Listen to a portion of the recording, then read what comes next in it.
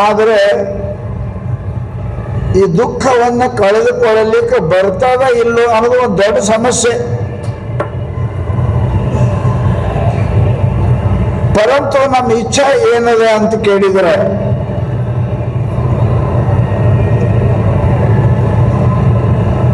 ದುಃಖ ನಮಗೆ ಬರಬಾರ್ದು,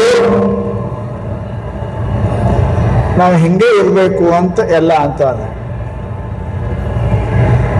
ದುಃಖ ಯಾಕೆ ಬಂತು ಅನ್ನೋದು ಗೊತ್ತಿಲ್ಲ. ಹುಟ್ಟಲಾರ್ದವ್ರಿಗೆ ದುಃಖ ಬಂದವೇನ್ರಿ? ಕೇಳಿರಿ, ಹುಟ್ಟಿರಿ ಅಂತೆ ದುಃಖ ಬಂದವ, ಹುಟ್ಟಿಲ್ಲ ಅಂದ್ರೆ ರೋಗ ಇಲ್ಲ, ಹಸಿವಿಲ್ಲ, ತೃಷೆ ಇಲ್ಲ, ಏನಿಲ್ಲ. ಹುಟ್ಟಿದ ಮೇಲೆ ನಾ ದುಃಖವಲ್ಲ ಅಂದ್ರೆ ನಿಮ್ಮ ಅಪ್ಪಗೂ ಬಿಟ್ಟದಲ್ಲ.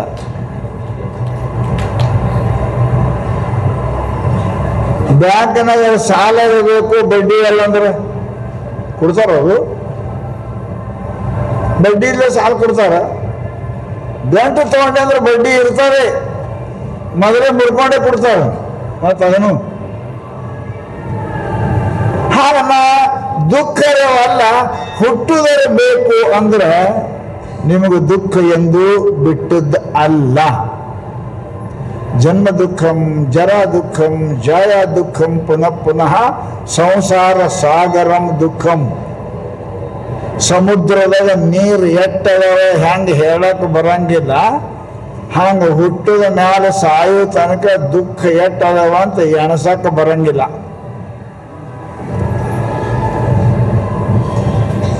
ಇದು ಎಂಥ ಸಮಸ್ಯೆ ರೀ! ಇದು ಕಳ್ಕೊಳಕ್ಕೆ ಬರ್ತಾವ ಇಲ್ಲ? ಬರ್ತದಂದ್ರು ಭಾಳ ಚಲೋ ಆಯ್ತಲ್ರಿ. ಮತ್ತೆ ಏನ್ ಮಾಡ್ಬೇಕು?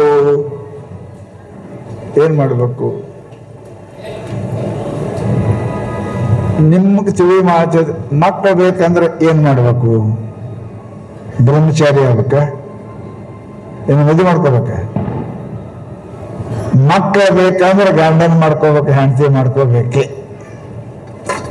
ಹೆಂಡತಿ ಗಂಡನ ಮಾಡ್ಕೊಳ್ಳಾರ್ದೆ ನಾ ಮಕ್ಕಳು ಹಡ್ತೀನಿ ಅಂದ್ರೆ ಎಂದೂ ಸಾಧ್ಯ ಇಲ್ಲದ ಮಾತು. ಹಾಗ ನಿನಗೆ ದುಃಖ ಸಂಪೂರ್ಣ ಹೋಗ್ಬೇಕಾಗಿತ್ತು ಅಂದ್ರೆ ಏನ್ ಮಾಡ್ಬೇಕ್ರಿ? ಮದುವೆ ಮಾಡ್ಕೋಬೇಕು. ಮತ್ತೆ ಮದುವೆ ಅಂದ್ರೆ ಏನ್ರಿ? ಗುರುಗಳು ಮಾಡ್ಕೋಬೇಕು. ಗುರುವಿಲ್ಲದ ಎಂತಪ್ಪ ಪುರುಷರಿಗೆ ಮುಕ್ತಿ ಸವನಿಸದು ನಿಜಗೂಡು ಬರೆದ್ರೆ ಅವನು. ಗುರು ಇಲ್ಲದನೆ ಎಂಥ ಮನುಷ್ಯನಿಗೂ ಮುಕ್ತಿ, ಆನಂದ, ಸುಖ ಸಿಗಲಿಕ್ಕೆ ಸಾಧ್ಯ ಇಲ್ಲ ಅಂತ ಶರ ಬರೆದಾರವು. ಹೆಂಗ ಜಡ್ಜರು ಇಬ್ಬರದು ವಕೀಲರು ಕೇಳಿ ಕರಿ ಬಡಿತಾರಲ್ಲ, ಹೆಂಗ್ ಹಿಂಗಂತ ಫಾಸಿ ಕೊಡ್ರಿ ಅಂತ ಹಂಗ ಬರೆದರು. ಏನು? ಗುರುವಿಲ್ಲದಂತಪ್ಪ ಪುರುಷರಿಗೆ ಮುಕ್ತಿ ಸಂಬಂಧಿಸೋದು. ಗುರು ಇಲ್ಲದೆ ಎಂಥವನೇ ಇರಲಿ, ಎಂತಪ್ಪ ಅಂದ್ರೇನ್ರಿ? ಮನುಷ್ಯ ರೂಪದಲ್ಲಿ ಹುಟ್ಟಿದವರು ಎಲ್ಲರಿಗೂ ಯಾಕೆ ಬರೆದರು ಅಂತ ಕೇಳಿದ್ರೆ, ಸಾಕ್ಷಾತ್ ವಿಷ್ಣು ಪರಮಾತ್ಮನೇ ರಾಮಾಯಿ ಹುಟ್ಟಿ ಬಂದ. ಅವನಿಗೂ ವಸಿಷ್ಠರಿಗೆ ಗುರು ಮಾಡ್ಕೋಬೇಕಾಯಿತು. ರಾಮಚಂದ್ರನು ಪರಮಾತ್ಮ ನಾರಾಯಣಮ, ಪರಂತು ಮನುಷ್ಯನ ರೂಪದೊಳಗೆ ಬಂದ ಮೇಲೆ ಅವರಿಗೂ ಗುರು ಪರಂಪರೆಯನ್ನ ಮುರಿಯಲಿಕ್ಕೆ ಬರಂಗಿಲ್ಲ ಅಂತ ಅವನು ಗುರು ಮಾಡ್ಕೊಂಡ. ಇನ್ನು ಕೃಷ್ಣನ ಸುದ್ದಿಯರಿ ಕೇಳಬೇಡಿ. ಸಾಕ್ಷಾತ್ ಪರಮಾತ್ಮ ಕೃಷ್ಣ. ಆದ್ರೆ ಮನುಷ್ಯರಾಗಿ ಬಂದ ಮೇಲೆ ಮನುಷ್ಯರಂಗೆ ಇರಬೇಕು ಅಂತಂದ್ರೆ ಮರ್ತ್ಯಾವತಾರಸ್ತು ಮರ್ತ್ಯ ಶಿಕ್ಷಣಾತ್. ಹೌದಲ್ರಿ? ಹುಡುಗರಿಗೆ ಕಲಿಸ್ಬೇಕಾದ್ರೆ ಮಾಸ್ತರ್ನ ಬೋರ್ಡ್ ಮೇಲೆ ಬರಿಬೇಕಾಗ್ತದೆ. ಬರಿತಾನಿಲ್ಲ? ನೀ ಯಾಕೆ ಬರೀತಿ ಮಾಸ್ತರ್? ಆ ಈ ಹುಡುಗರ ಸಲುವಾಗಿ ಬರಿಬೇಕೆ ಅವನು. ಅದಕ್ಕೆ ಹುಡುಗರಿಗೆ ಕಲಿಸ್ಬೇಕಾದ್ರೆ ಮಾಸ್ಟರ್ನು ಹೆಂಗೆ ಬರೀತಾನೆ, ಬರೋದು ಜರಿತಿಲ್ಲ, ನೀವು ಕಲಿಸೋದು ಬರಿಬೇಕು. ಹಂಗ ಪರಮಾತ್ಮನ ಭೂಮಿಗೆ ಬಂದ ಅಂದ್ರೆ ಅವನಿಗೂ ಗುರು ಮಾಡ್ಕೊಳ್ಳೇಬೇಕು. ಕೃಷ್ಣ ಸಾಂದೀಪನಿಯನ್ನು ಗುರು ಮಾಡ್ಕೊಂಡ, ರಾಮ ವಶಿಷ್ಠರನ್ನು ಗುರು ಮಾಡ್ಕೊಂಡ. ನಮಗೆಲ್ಲರಿಗೂ ಹೇಳ್ತಾನ, ಗುರು ಇಲ್ಲದಂತಪ್ಪ ಪುರುಷರಿಗೆ ಮುಕ್ತಿ ಸಾಮನಿಸೋದು. ಮದುವೆ ಆಗಲಾರದೆ ಗಂಡು ಮಾಡ್ಕೊಳ್ಳಾರದೆ ಮಕ್ಕಳು ಹೆಂಗೆ ಆಗಿಲ್ಲ, ಹಾಗೆ ಗುರು ಮಾಡ್ಕೊಳ್ಳಾರದೆ ಮನುಷ್ಯನಿಗೆ ಜ್ಞಾನ ಆಗುವುದಿಲ್ಲ, ಮುಕ್ತಿ ಆಗುವುದಿಲ್ಲ. ಎಷ್ಟು ಸ್ಪಷ್ಟ ಹೇಳಿದ್ರಿ. ಗುರು ಮಾಡ್ಕೋಬೇಕಂದ್ರೆ ಏನ್ರಿ? ಶಿಷ್ಯ ಆಗಬೇಕು. ಶಿಷ್ಯ ಆಗೋದು ಸರಳ ಅದರಿ, ಬಹಳ ಕಠಿಣ ಅದ. ಶಿಷ್ಯ ಅಂದ್ರೆ ಗೊತ್ತ, ಕಥೆ ಕೇಳಿದ್ರೆ, ಹಿಂದಿನ ಕಥೆ ಕೇಳಿದ್ರೆ ಗುರುತಾಕ್ಕದ ನಮ್ಗೆ. ಈಗಿನ ಗುರುಗಳು ಹಂಗಿಲ್ಲ, ಶಿಷ್ಯರು ಹಂಗಿಲ್ಲ. ಹಂಗಿದ್ರೆ ಶಿಷ್ಯ ಮಠದ ಇರೋನೂ ಇಲ್ಲ.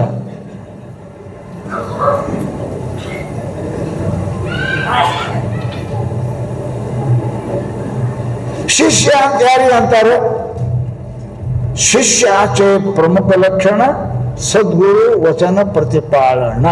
ಮರಾಠಿ ಹೇಳ್ತಾರೆ ಎಲ್ಲ ಅಲ್ಲ, ಸದ್ಗುರು ಬಹಳ, ಶಿಷ್ಯ ಬಹಳ ಕಲ್ತಿರ್ಬೇಕು, ಚಂದ ಇರಬೇಕು, ಎಲ್ಲ ಇರಬೇಕು. ಅವೆಲ್ಲ ಲಕ್ಷಣ ನಂಬರ್ದು, ಅದು ನಂಬರ್ದು. ಪ್ರಮುಖ ಲಕ್ಷಣ ಏನು? ಶಿಷ್ಯ ಅಂತ ಗುರುಚೆ ವಚನ ಪ್ರತಿಪಾಲನ, ಶಿಷ್ಯಾಶೆ ಪ್ರಮುಖ ಲಕ್ಷಣ. ಹೌದಲ್ಲ?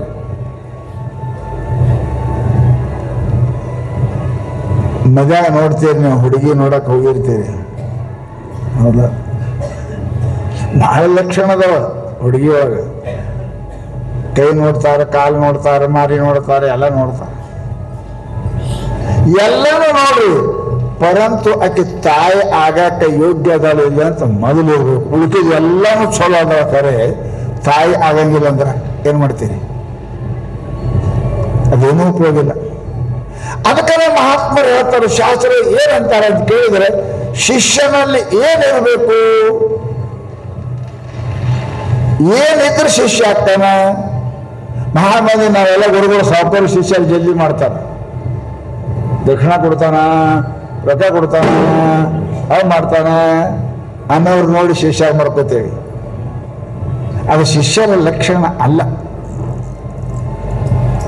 ಶಿಷ್ಯ ಅಂತ ಯಾರಿಗೆ ಅಂತಾರೆ? ಸದ್ಗುರುಗಳ ವಚನವನ್ನ ಪಾಲನೆ ಮಾಡ್ತಕ್ಕಂತ ಹೇಳಿರ್ಬೇಕ್ರಿ.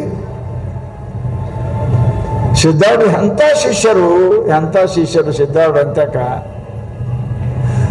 31 ದೇಶದ ರಾಜರ ಶಿಷ್ಯರು ತಮ್ಮ ಅಭಿಮಾನವನ್ನು ಎಲ್ಲ ಬಿಟ್ಟು ಕೂಡ ಸೇವೆ ಮಾಡ್ತಕ್ಕಂಥ ಶಿಷ್ಯರಿದ್ದರು ತಿಳ್ಕೊಂಡೆ ಸಿದ್ಧಾರೂಢರನ್ನ ಜಗತ್ತಿನೊಳಗೆ ಪ್ರಖ್ಯಾತ ಆಗಲಿಕ್ಕ ಅಂಥ ಶಿಷ್ಯ, ರಾಜರು ಶಿಷ್ಯರು. ಬೇಡ ಅಂದ್ರೆ ಬೇಡ, ರಾಜರಂತ ರಾಜರು ಬೇಡ ಅಂದ್ರೆ ಬೇಡ. ಏನು ಸದ್ಗುರು ಅಂತ ಅವ್ರ ಮಾತು ಮೀರಲಾರ್ದವರು ರಾಜರಾಜರಿದ್ದರು. ಮುಖ್ಯ ಶಿಷ್ಯ ಲಕ್ಷಣ ಏನು? ರೊಕ್ಕ ಕೊಡವ, ರೂಪಾಯಿ ಕೊಡವ, ಅವನ ಶಿಷ್ಯ ಇದ್ದವ್ರು ಕೊಡ್ತಾರೆ. ರೊಕ್ಕ ಕೊಡ್ತಾನೆ, ರೂಪಾಯಿ ಕೊಡ್ತಾನೆ, ಹೆಂಗೆ ತರ್ತಾನೆ, ಹೆಂಗೆ ಕೊಡ್ತಾನೆ, ಅವನಿಗೆ ಗೊತ್ತು, ದೇವರಿಗೆ ಗೊತ್ತು.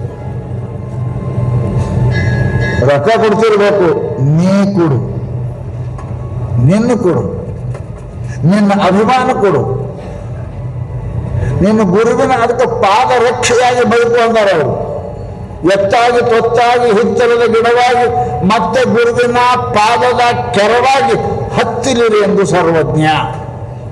ರೊಕ್ಕ ಕೊಡಂದಿನ ಎತ್ತಾಗಿ ಸೇವಾ ಮಾಡು, ತೊತ್ತಾಗಿ ಸೇವಾ ಮಾಡು, ಹಿತ್ತಲದ ಗಿಡ ಆಗು, ಗುರು ಕೊಂಡ್ಲಾಕ ನೆಳ್ಳಾಗು, ಹಿತ್ತಲದ ಗಿಡವಾಗು. ಅಟ್ಟಲ್ಲ, ಪಾದ ರಕ್ಷೆ, ಗುರುವಿನ ಕಾಲೊಳಗ ಪಾದ. ಸಿದ್ಧಾರ್ಥ ಶಿಷ್ಯ ನೋಡ್ರಿಲ್ಲ ಹುಚ್ಚನ್ನ ಅಳ್ತಿದ್ದ, ಬಾಗಿಲ ಮುಂದೆ ಕೊಂಡಿರ್ತಿದ್ದ. 1,000 ಅಳವ, ಯಪ್ಪ ನಾನೇನು ಹಾಸಿ ಆಗ್ಬೇಕು ಯಪ್ಪ, ನೀನು ಹಾಸಿ ಆಗ್ಬೇಕು ಯಪ್ಪ, ನೀ ಹಾಕೋದು ಚಪ್ಪಲ್ ಆಗ್ಬೇಕು ಯಪ್ಪ, ನೀವು ಹೊತ್ಕೊಂಡು ಅರಿಬೇಕಪ್ಪ. ಅಂತ ಶಿಷ್ಯರಿ ಬೆಳಿಗ್ಗೆ ನಸಕನಾಗಿ ಏದ್ರೆ ಅಪ್ಪ ಅವರು ಏಳಕ್ಕಿಂತ ಮುಂಚೆ ನೀರು ಕಾಸ್ಕೊಂಡು ಹಿಡ್ಕೊಂಡು ನಿಂತಿರ್ತದಂತ ಶಿಷ್ಯ. ರಾತ್ರಿ ಬೆಳತಾನೆ ಅಪ್ಪ ಅವ್ರಿಗೆ ನೋಡಿದ್ರೆ ಸಿದ್ಧಾರ್ಥ ಮಕ್ಕಳದು ಶಯನ ಮಂದಿರ. ಅವರಿದ್ರೆ 6 ಫೀಟ, ಅದು 5.5 ಫೀಟ. ಮತ್ತೆ ಹ್ಯಾಂಗ ಮಕ್ಕಳು 6 ಫೀಟ್ ಉದ್ರಿದ್ರು ಸಿದ್ಧಾರ್ಥ. 6 ಫೀಟ್ ಮೇಲೆ 3 ಇಂಚ 2 ಇಂಚ್ ಇದ್ರಂತ. ಅದು 5.5 ಫೀಟ. ಅಂತವ್ರೆ ಮಗೋತಿದ್ರು ಸದ್ಗುರು. ರಾಜರ ಬಂದು ಬೇಕಾದಷ್ಟು ಕಟ್ಟಿದ್ರು ಕೂಡ ಆ ಶಯನ ಮಂದಿರದ ಮಕ್ಕೋತಿರು. ಶಯನ ಮಂದಿರ ಅಂದ್ರೆ ಕಟ್ಸೋದಲ್ಲ, ಕೆಳಗೆ ಹೆಣ ಹೊಗಳಿದ್ರು ಅದ್ರ ಮೇಲೆ ಮಕ್ಕೋತಿರು, ಅಲ್ಲೇ ಮಕ್ಕೋತಿರು. ಅವ ಮುಂದೆ ಹಂಗೆ ನಿಂದಿರ್ಬೇಕು. ರಾತ್ರಿ 4ಕ್ಕೆ ಎದ್ದು ಅಪ್ಪ ಅವ್ರು ಹೇಳ್ತಾರೆ ವಯಸ್ಸಾಗಿ ತಿಳ್ಕೊಂಡು ಹಮೇಶ ಹಿಡ್ಕೊಂಡು ನಿಂದಿರ್ಬೇಕು. ಹೊರಗೆ ಬಾಗಬೇಕು ಕೊಂಡಿರ್ಬೇಕು. ಥಂಡಿ ಬಿಸಿಲ ಯಾವ್ದು ಕಾಯ್ಕೋತ್ಕೊಂಡಿರ್ಬೇಕು. ಅಪ್ಪ ಅವ್ರು ರಾತ್ರಿ ಪಟಕನ ಎದ್ರಂದ್ರೆ ಒಂದಕ್ಕೆ ಬಂದ್ರಂದ್ರೆ ಕರ್ಕೊಂಡು ಹೋಗ್ಬೇಕಂದ್ರೆ ಕರ್ಕೊಂಡು ಒಯ್ಬೇಕು. ಸಿದ್ಧಾರ್ಥ 99 ವರ್ಷ 99 ವರ್ಷ ಬದುಕಿದವರು ವಯಸ್ಸಾಗ್ತೈತೆ ಏನಪ್ಪಾ ಅಂತ ಕೇಳಿದ್ರೆ ಎಂಥ ಶಿಷ್ಯರಿ, ಅಂಥ ಶಿಕ್ಷಣೇನು ಶಿಷ್ಯ. ಅಪ್ಪ ಅವ್ರಿಗೆ ಹೇಳಕ್ ಆಗ್ತಿಲ್ಲ. ಒಂದಕ್ಕೊಂದು ಯಪ್ಪ ಹೊರ ಕರ್ಕೊಂಡು ಹೋಗ್ತೀನಿ, ಬರ್ರಿ ಯಪ್ಪ ಬೇಡ ಇಲ್ಲೇ ಮಾಡಪ್ಪ, ಇಲ್ಲೇ ಮಾಡು, ನಾ ಡಬ್ಬಿ ಹಿಡಿತೀನಿ ಅಂತ ಡಬ್ಬಿ ಹಿಡಿತೀನಿ ಅಂತ ಹೇಳ್ಬೇಕು. ಅಪ್ಪ ಅವ್ರು ಏಕೆ ಮಾಡಿ ತನ್ನ ಬಾಯಿ ತೆರೆದು ಕೊಡುತ್ತಿದ್ದಾರೆ. ಏಕಿ ಯಾರು ಸಿಗ್ತಾರೆ? ಎತ್ತಾಗಿ ತೊತ್ತಾಗಿ ಹಿತ್ತರದ ಗಿಡವಾಗಿ ಮತ್ತ ಪಾದ ರಕ್ಷೆಯಾಗಿ ಹತ್ತಿಲಿರೆಂದು ಸರ್ವಜ್ಞ. ಯಪ್ಪ ಗುರುಕೃಪ ಹಂಗೆ ಆಗಂಗಿಲ್ಲಪ್ಪ. ಗುರುಕೃಪ ಹಂಗೆ ಆಗದ. ರೊಕ್ಕ ಕೊಟ್ರೆ ಆಗ್ತಂತ ನೀವು ತಿಳ್ಕೊಂಡಿರ್ಬೇಕು. ರೊಕ್ಕ ಕೊಟ್ರೆ ಕೃಪಾ ಮಾಡವ ಪೂರ ಗುರುನೂ ಅಲ್ಲ. ರೊಕ್ಕಿ ಗುರು ಅಲ್ಲ. ಅವ್ರು ಇದ್ದುದೇ ಬಿಟ್ಟು ಬಂದಿರ್ತಾರೆ. ನೀನು ರೊಕ್ಕ ತಗೊಂಡು ಏನ್ ಮಾಡ್ತಾರ ಅವರು? ಗುರು ಕೃಪಾ ಯಾವಾಗ ಆಗ್ತದ ಅವ್ರು ಲೆಕ್ಕಿಡು. ನೀವು ಯಾವಾಗ ಗುರುವಿನ ಸೇವೆ ಮಾಡುತ್ತಿ ಅವಾಗನ ಗುರು ಕೃಪಾ ಆಗುತ್ತದೆ. ಅಡಿಗೆ ಮಾಡಿ ಚಂದ ಮಾಡಿ ನಿನ್ನ ಕೈಕಾಲು ಒತ್ತಕ್ಕೆ ಊಟ ಮಾಡ್ಸಕ್ಕೆ ಅಡಿಗೆ ಮಾಡಿ ಆಕಿ ಮೇಲೆ ಕೃಪಾ ಆಗ್ತದೆ. ಹೋಟೆಲ್ ತರಿಸಿ ಉಣ್ಸಕ್ಕಿ ಮೇಲೆ ಕೃಪಾ ಆಗ್ತದೆ. ನಿಮ್ ಪ್ರೀತಿ ಯಾರು ಮಾಡಕ್? ಹೋಟೆಲ್ ತರಿಸಿ ಮುಂಜಾನೆ 2 ಪ್ಲೇಟ್, ಸಾಯಂಕಾಲ 2 ಪ್ಲೇಟ್ ಕೃಪಾ ಆಗ್ತದ? ಇಲ್ಲ. ಸೇವಾ ಮಾಡೋರ ಮೇಲೆ ಗುರು ಕೃಪಾ ಆಗ್ತದೆ. ಬರೀ ಕೇವಲ ರೊಕ್ಕ ರೂಪಾಯಿ ಕೊಟ್ಟರ ಮೇಲೆ ಗುರು ಕೃಪಾ ಆಗುವುದಿಲ್ಲ. ಆದೀತು 9 ಪೈಸೆ 2 ಪೈಸೆ. ಸಂಪೂರ್ಣ ಗುರು ಕೃಪಾ ಅವ್ರ ಮೇಲೆ ಆಗ್ತದೆ. ಯಾರ ಮೇಲೆ?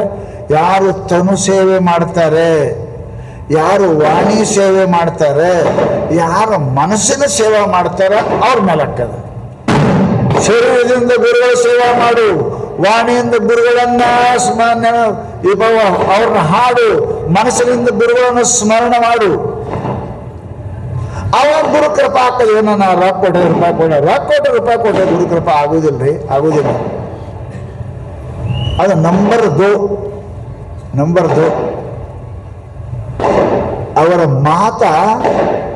ಅವರ ಮಾತ ಅದು ಪರಮಾತ್ಮನ ಮಾತ ಅಂತ ನಂಬಿ ನಡೆಯತಕ್ಕಂಥವ್ರ ಮೇಲೆ ಸದ್ಗುರು ಕೃಪಾ ಆಗ್ತದೆ. ಅವರು ರಕ್ಷಣೆ ಮಾಡ್ತಾನೆ. ಸಿದ್ಧರು ರಾಜರಿದ್ದರು. ಸಿದ್ಧರು ಮಠದಾಗ ನೇಮ ಇತ್ತು. ಅವ್ರು ಸಿದ್ಧಾರ್ಥ ಕಾಲಕ್ಕೆ ಯಾರೂ ಸ್ವಾಮಾರು ಮಠ ಬಿಟ್ಟು ಹೋಗಂಗಿಲ್ಲ. ಅಪ್ಪರು ಹೋಗ್ಬೇಡ ಅಂತಿದ್ರು. ಸ್ವಾಮಾರು ಇತ್ತು ಅಂದ್ರೆ ಆಜ ಸೋಮಾರ ಜಾವನಕ್ಕ ರಾಜರು ಯಾರು ಬಂದ್ರು ಸ್ವಾಮಾರ ಬೇಡ ಅಂತೀರು ಸಿದ್ಧಾರ್ಥ. ಧಾರವಾಡ ಜಿಲ್ಲಾದಾಗ ಒಬ್ಬರು ದೊಡ್ಡ ಪಾದಕ ಗೌಡರು ಪ್ರತಿ ಸೋಮವಾರ ಸಿದ್ಧಾರ್ಥ ಮಠಕ್ಕೆ ಬರ್ತಿದ್ರು. ಪ್ರತಿ ಸೋಮವಾರ ಬಂದರು, ನಮಸ್ಕಾರ ಮಾಡಿರಪ್ಪ ಅಂತ 10 ಮನೆಗೆ ಹೋಗ್ತಿದ್ರು. ಕುದುರೆ ಮೇಲೆ ಬರ್ತಿದ್ರು, ಹೋಗ್ತಿದ್ರು.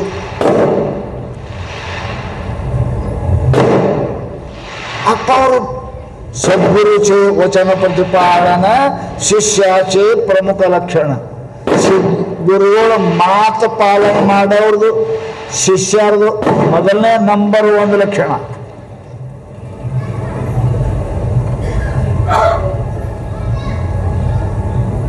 ಗೌಡರು ಬಂದರು, ನಮಸ್ಕಾರ ಮಾಡಿದ್ರು, ಪೂಜಾ ಪಾಠ ಎಲ್ಲ ಆಯ್ತು ಆಯ್ತು. ಅಪ್ಪ ನಾ ಬರ್ತೀನಿ ರೀ ಅಂದರು. ಗೌಡ ಇವತ್ತು ಹೋಗಬೇಡ ಅಂದ್ರು. ಹೋಗಬೇಡ ಅಂದ್ರೆ ಮುಗಿತೆ, ಮಾತೇ ಇವ್ರು ಮುಂದೆ ಮುಗಿತು, ಬಸ್ ಆಯ್ತು. ಅಲ್ಲೇ ಉಳಿದ್ರು ಗೌಡ್ರು. ಅಪ್ಪ ಅವ್ರು ಬೇಡ ಅಂದ್ರು. ಮನ್ಯಾಗ ಏನಪ್ಪ ಅಂತಂದ್ರೆ ಬಾಣದ ಹುಡುಗಿ ಹಡಕ್ಯದ, ನಾ ಇಲ್ಲೇ ಉಳಿದೆ, ಏನಾಗ್ತದೋ ಏನು ಸುದ್ದಿಯೋ ಅಂತ ಅನ್ಕೋತೆ ಉಳಿದ್ರು. ಮುಂಜಾನೆ ಜಲ್ದಿ ಎದ್ದು ಹೋಗ್ಬೇಕಂತ 5 ಗಂಟೆಗೆ ಎದ್ದು ಸ್ನಾನ ಪೂಜೆ ಎಲ್ಲ ಮಾಡ್ಕೊಂಡು ಅಪ್ಪರ ದರ್ಶನಕ್ಕೆ ಹೋಗ್ಬೇಕು ಅಂತ ತಯಾರಾದ್ರು. ಅಷ್ಟೊತ್ತಿಗೆ ಊರಿನಿಂದ ಒಬ್ಬ ಮನುಷ್ಯ ಓಡಿ ಬಂದ. ಗೌಡ್ರು ರಾತ್ರಿ ಮನೆ ದರೋಡೆಗೆದ್ರಿ ಅಂದ.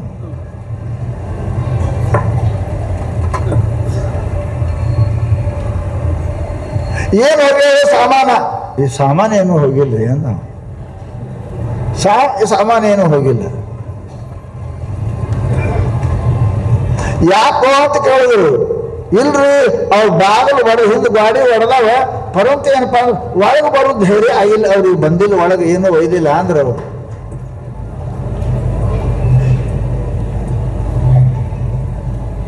ಗೌಡ ಅಪ್ಪ ಯಪ್ಪ ನಾ ಹೋಗಿ ಬರ್ತೀನಿ ರೀ ಅಪ್ಪ, ಹಿಂಗೆ ಮನೆ ಕಳ್ತನ ಆಗ್ಯದ, ನಿಮ್ಮ ಮಾತು ಕೇಳಿ ನಾ ಇಲ್ಲೇ ಉಳಿದೆ, ಇಲ್ಲಾಂದ್ರೆ ಮನೆಗೆ ಯಾರು ಕಾಡ ಬರ್ತಿಲ್ಲ, ಗೌಡ್ಲಿ ತಗೊಂಡು ಬಂದಿಲ್ಲ, ಕಳ್ತನ ಮಾಡಕ್ಕೆ ಬಂದು ಹೋಗ್ಯಾರಂತೀರಿಯಪ್ಪ ಅಂತ ಅಂದ.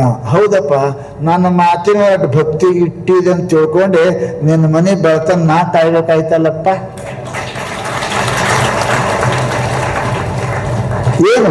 ಏನು ಕಾಯ್ತು ಅಂತ ಕೇಳಿದ್ರೆ, ಯಾವಾಗ ಕಾಡ ಗಾಡಿ ಹೊಡೆದು ಒಳಗೆ ಬರ್ಬೇಕಂತಾರೆ 5 ಹೇಳಿ ಹಾವು ಖಡಕ್ ಕುಂತಿದ್ ಬಾಗಿಲ ಅಲ್ಲಿ ಅವ್ರು ನೋಡಿ ಹುಸ್ ಮಾಡೋದು, ಬೇಕಾದ ಮಣ್ಣು ಒಗದ್ರು, ಕಲ್ಲು ಒಗದ್ರು, ಏನು ಹೋದ್ರು ಹಾವು ಸರಿಲಿಲ್ಲ. ಅವ್ರು ಕಳ್ತನ ಮಾಡ್ಲಿ ವಾಪಸ್ ಹೋದ್ರು. ಅದಕ್ಕಂತ ಸಿದ್ದಾಡು ನಾನು ಮಾತಿನ ಒಟ್ಟು ಪ್ರೇಮ್ ಇಟ್ಟಿದ್ದು ನಾನು ಬೆಳ್ತನ ಕಾಯ್ಬೇಕಾಯ್ತಲ್ಲಪ್ಪ ನಿನ್ನ ಮನೆ ಅಂದ್ರೆ ಸಿದ್ದಾಡ್ರು. ಇಂಥ ಶಿಷ್ಯರು ಇರ್ಬೇಕ್ರಿ. ಗುರುಗಳ ಮೇಲೆ ನಂಬಿಕೆ ಇರಬೇಕು. ಅವ್ರು ಕಾಯ್ತಾರೆ ನಿನಗೆ. ಅಂತ 31 ದೇಶದ ರಾಜರ ಶಿಷ್ಯರಿದ್ರು ಸಿದ್ಧಾರೂಢರು. ರಾಜರೇನು ಹುಚ್ಚರಲ್ಲ ಅವರು. 31 ದೇಶದ ರಾಜರು ಹುಚ್ಚರಾಗಬೇಕಪ್ಪ ಅಂತ ಕೇಳಿದ್ರೆ ಹಂಗೆ ಸೇವೆ ಮಾಡ್ರೆ ಅಂತ ಆಗ್ಯಾರ. ಅಕ್ಕಲ್ಕೋಟ್ ರಾಣಿ ಏನಪ್ಪಾ ಅಂತ ಕೇಳಿದ್ರೆ ಸಿದ್ಧಾರೂಢ ಮಠದ ಮಂದಿ ಕೆರೆ ಏನಪ್ಪಾ ಅಂದ್ರೆ ಬಹಳ ಹೂ ತುಂಬಿತ್ತಂತ ಕೆಸರ ಸ್ವಚ್ಛ ಮಾಡಕ್ಕೆ ಏನಪ್ಪಾ ಅಂದ್ರೆ ಜನರು ಬಂದಿದ್ರು ಸ್ವಚ್ಛ ಮಾಡ್ತಾ ಇದ್ರು. ಅಕ್ಕಲ್ಕೋಟ್ ರಾಣಿನೂ ಹೋಗಿದಂತ ಅವ್ರ ಮಂದಿ ಎಲ್ಲ ಕೆಸರ ತೆಗೆದು ಬುಟ್ಟಿ ಹಿಡಿದು ತೆಗೆದು ನೋಡಿ, ರಾಣಿ ನೋಡಿ ಹೋಗಿ ಬುಟ್ಟಿ ಹಿಡಕ್ಕೆ ನಿಂತವಂತಕ್ಕೇನು ಬುಟ್ಟಿ ಕೆಸರಿಂದು ಅವ್ರದ್ದು. ರಾಣಿ ಅಂತ ಅಮ್ಮ ತುಂಬಿನಕು ಅಮ್ಮ ಆಯ್ನ ನಮಗೆ ಮುಂದೆ ತುಂಬಿ ಬಾಜುವ ನೀವು ಸರಿ ಬಳಸ್ರಿ ನಾವು ತಗೋತೀವಿ ಅಂತ ಕೇಳಿದ್ರೆ, ಸೀರೆ ಮೇಲೆ ಜಲದ ಸೀರೆ ಮೇಲೆ ಲಕ್ಷಗಟ್ಟಲೆ ಕಿಮ್ಮತ್ತಿನ ಸೀರೆ ಮೇಲೆ ಆಕೆ ಏನು ಬುಟ್ಟಿ ಹಿಡಕ್ ಬರ್ತಾವ. ಅವರಂತ ಮೈ ಮೇಲೆ ಸೋರಿದ್ರೆ ಆಕೆ ನೋಕದ, ಅಮ್ಮ ನೀವು ಹಿಡಿಬೇಡ್ರಿ, ಸೀರೆ ಬಳಸಾಕತ್ತದ, ಸೀರೆ ನೀವು ಸರಿ ನಾ ತಗೋತೀನಿ ಅಂದ್ರೆ, ಎಷ್ಟು ಜನ ಇಂಥ ಸೀರೆ ಎಷ್ಟು ಹರಿದಿನೇ, ಇಂಥ ಗುರುಸೇವೆ ಸಿಕ್ಕಿತೆ ನಾ ಹುಚ್ಚಿ ಅಂದ್ರೆ ಅವ್ರು ಎಷ್ಟು ಜನ ಎಷ್ಟು ಸೀರೆ ಹರಿದಿರ್ಬೇಕು ಇಂಥವು. ಪರಂತು ಅಪ್ಪನ ಸೇವಾ ಸಿಗ್ತದೇನ ಹುಚ್ಚಿ. ಎಂತಹ ರಾಣಿಯರು ಏನಪ್ಪಾ ಅಂತ ಕೇಳಿದರೆ, ಗುರುಸೇವೆ ಮಾಡಿದ್ರೆ ಪುಣ್ಯಾತ್ಮರೇ ಶಿಷ್ಯ ಅಂತ ಅದಕ್ಕೆ ಅಂತಾರೆ. ಮಾತು ಮೇರಂಗಿಲ್ಲ. ಶಿಷ್ಯ ಆಚೆ ಪ್ರಮುಖ ಲಕ್ಷಣ. ರೊಕ್ಕ ಕೊಟ್ಟೆ, ರೂಪಾಯಿ ಕೊಟ್ಟೆ, ನಿಮ್ಮ ಅಪ್ಪಂದು ರೊಕ್ಕದು ಕೊಡಕ ಗುರು ಮಾತು ಕೊಡು.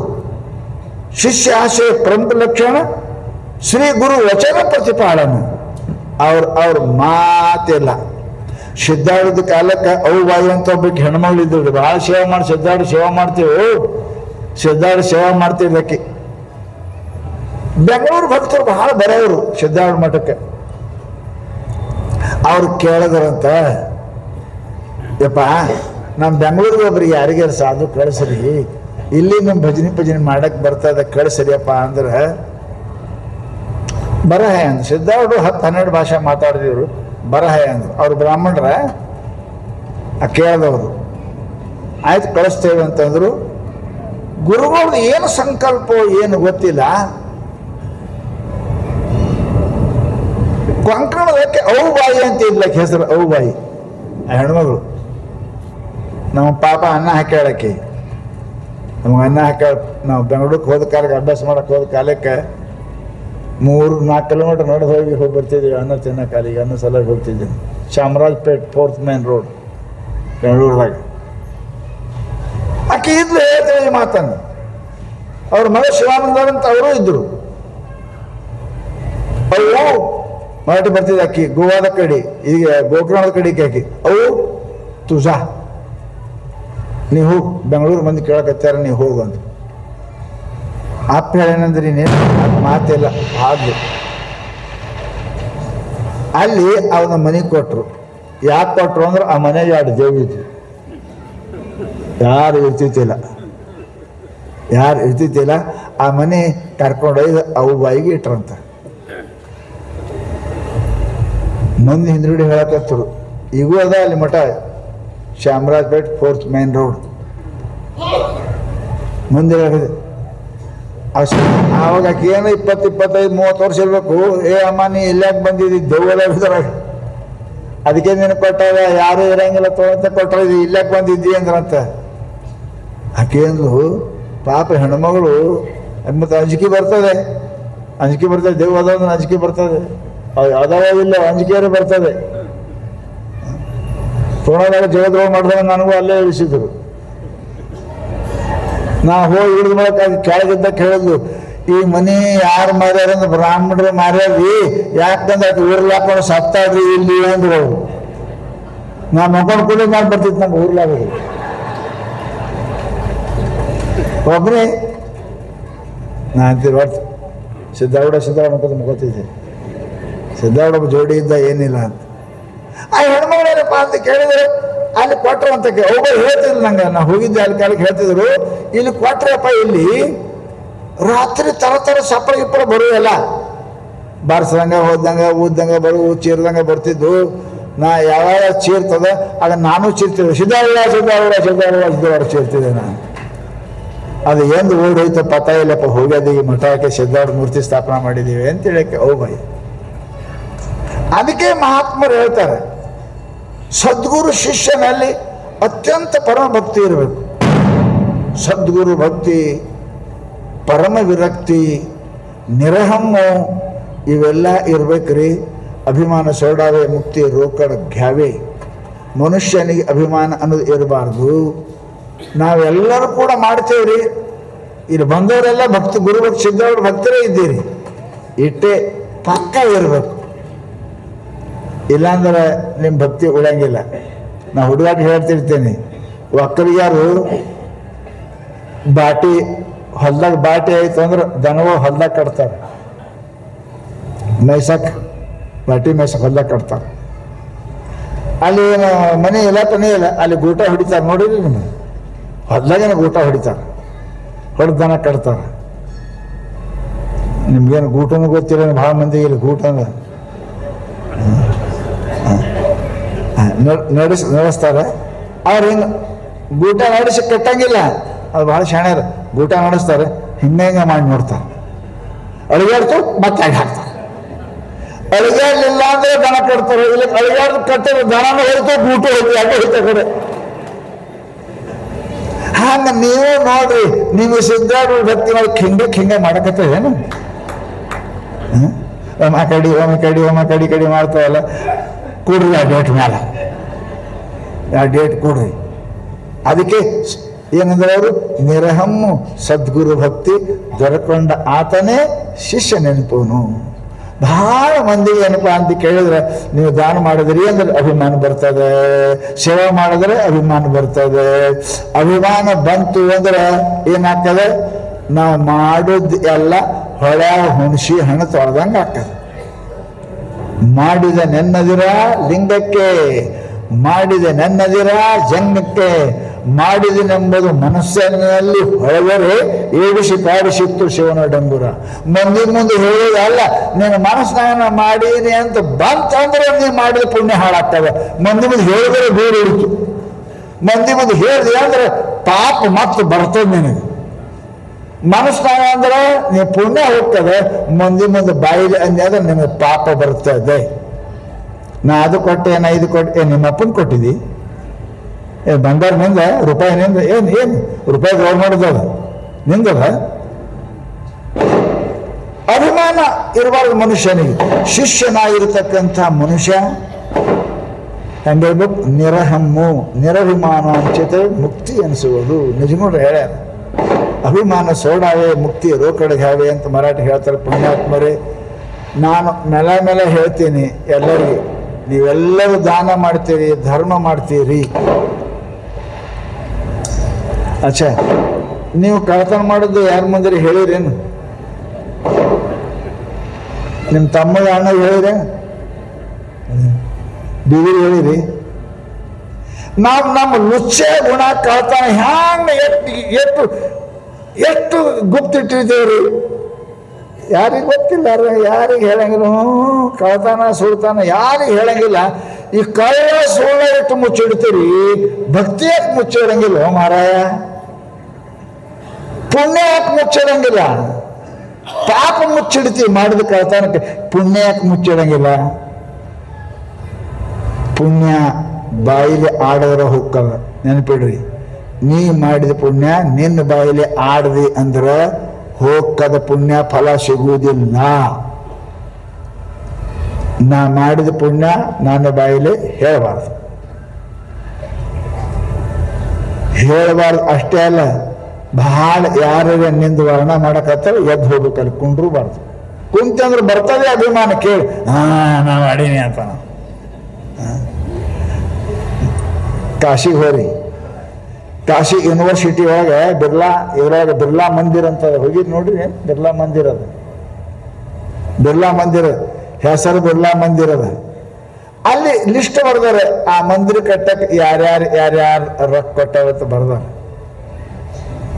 ಹೈದರಾಬಾದ್ ಅದ ಬಿರ್ಲಾ ಮಂದಿರ.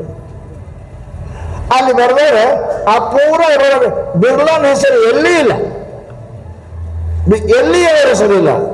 ಮಂದಿ ಕರೀತಾರೆ ಬಿರ್ಲಾ ಮಂದಿರ, ಬಿರ್ಲಾ ಮಂದಿರ ಹೆಸರೇ ಇಟ್ಟಿಲ್ಲ ಅವರು. ಇಲ್ಲ, ಮಾಡಿದನೆಂಬುದು ಮನದಲ್ಲಿ ಹೊಳೆದರೆ ಏಡಿಸಿ ಕಾಡಿಸಿತ್ತು ಶಿವನ ಡೆಂಬುರ. ಮಾಡಿದ ನೆನ್ನದಿರ ಲಿಂಗಕ್ಕೆ, ಮಾಡಿದ ನೆನ್ನದಿರ ಜಂಗಮಕ್ಕೆ.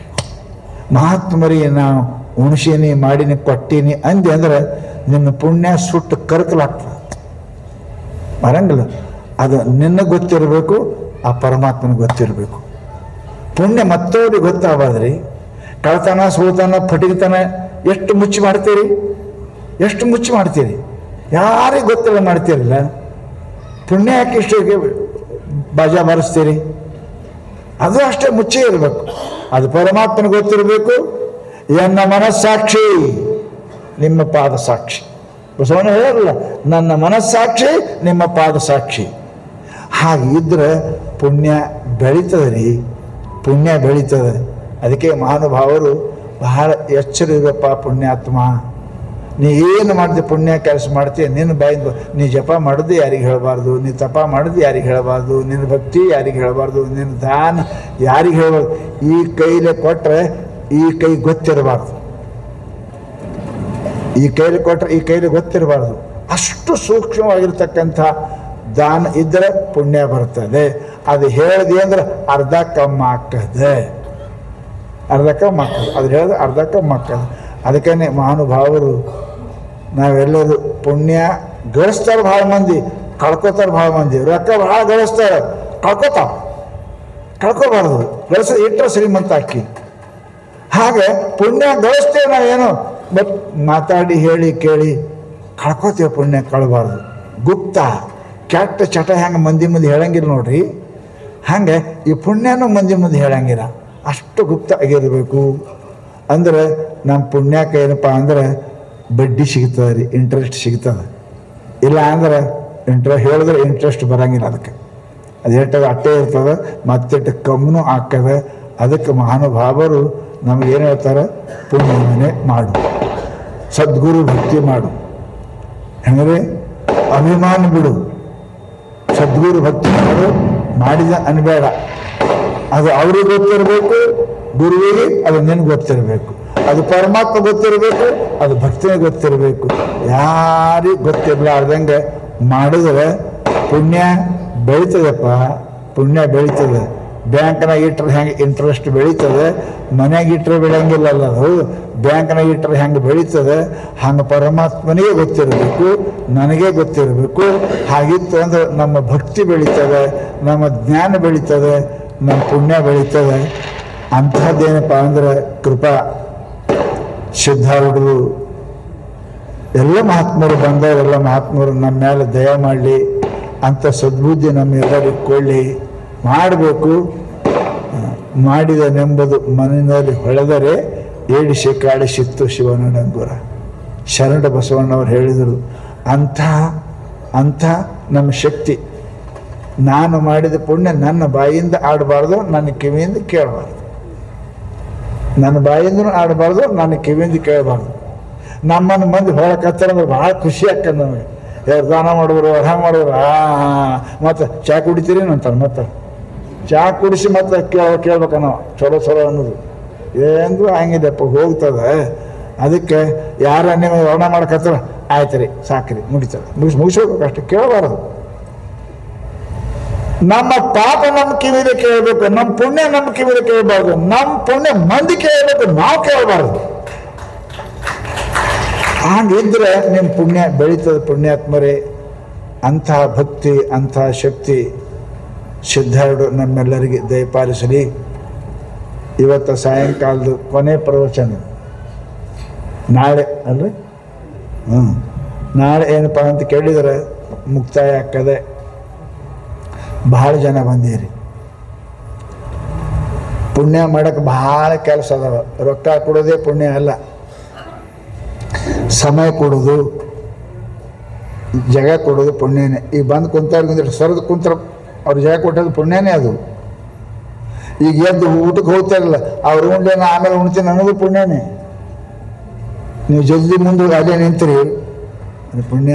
ಪುಣ್ಯ ಮಾಡೋಕ್ಕೆ ರೊಕ್ಕನೇ ಬೇಕಂತ ಅಲ್ಲ, ತನು ಮನ ವಾಣಿ ಇವೆಲ್ಲ ಪುಣ್ಯ ಮಾಡೋಕ್ಕೆ ಪರಮಾತ್ಮ ನಮ್ಗೆ ಕೊಟ್ಟಾನೆ.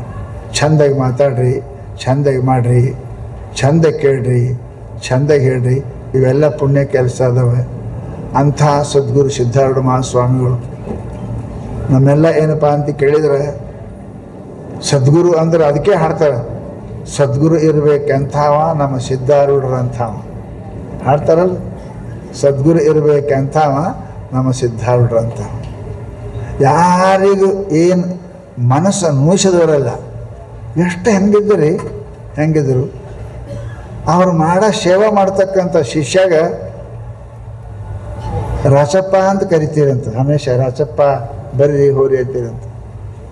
ಒಮ್ಮೆ ಯಾವ ಗಡಬಡ್ರಿ, ರಾಚಪ್ಪ ಬಾ ಅಂದ್ರಂತ. ಬಂದ ಶಿಷ್ಯ ಬಂದ್ಬಿಟ್ಟು ಕೈ ಹಿಡಿದು, ನಿನಗೆ ಇವತ್ತು ಬಾ ಅಂದೆ, ಕೆಟ್ಟಾಯ್ತೇನಪ್ಪ ಅಂತ ಕೇಳಿದ್ರಂತ. ಬರ್ರಿ ಅನ್ನೋರು ಬಾ ಅನ್ನಕ್ತಾ ಇರಲಿಲ್ಲ. ಸಿದ್ಧಾರೂಢ ಎಷ್ಟು ವಿನಮ್ರ ಇರಬೇಕು, ಎಷ್ಟು ನಮ್ರ ಇರಬೇಕು. ನಮ್ಮ ಭೂತ ಜೀವ ಕೊಂಡಿಲ್ಲ ಅನಂತ. ಮರಡಿ ಹೇಳ್ತಾರೆ, ನೀವು ನಮ್ರ ಆದರಿ ಅಂದ್ರೆ ಪರಮಾತ್ಮ ಸಿಗ್ತಾನೆ.